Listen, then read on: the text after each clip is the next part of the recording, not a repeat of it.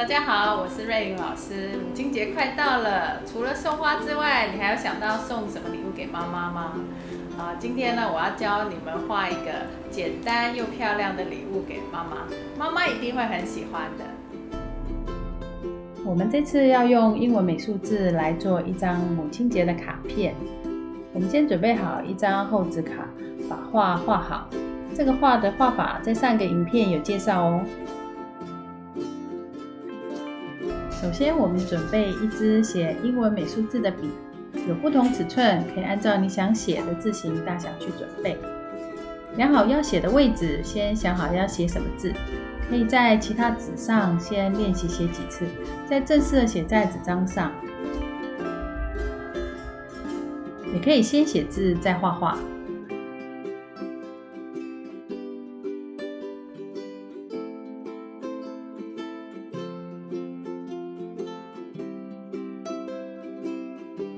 写美术字的时候不要急，要慢慢的写，这样字就会很漂亮。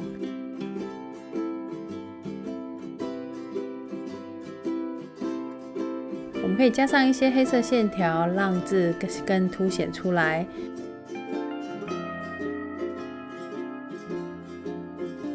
哦，墨水没干，弄脏了，怎么办？没关系，我有个好方法。就将错就错，在弄脏的地方画上花，这样跟旁边的花刚好互相呼应也不错啊。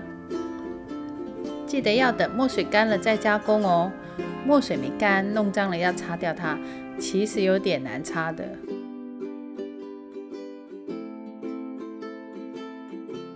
创作是很有趣的，是随时可以变化，也常常会有出乎我们意料的惊喜。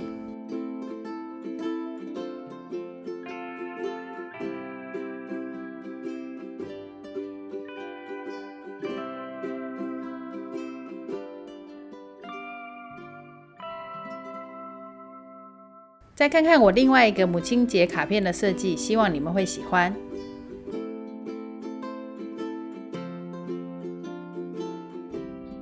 你们可以发挥创意，画你们自己的心意卡，妈妈收到一定很开心的。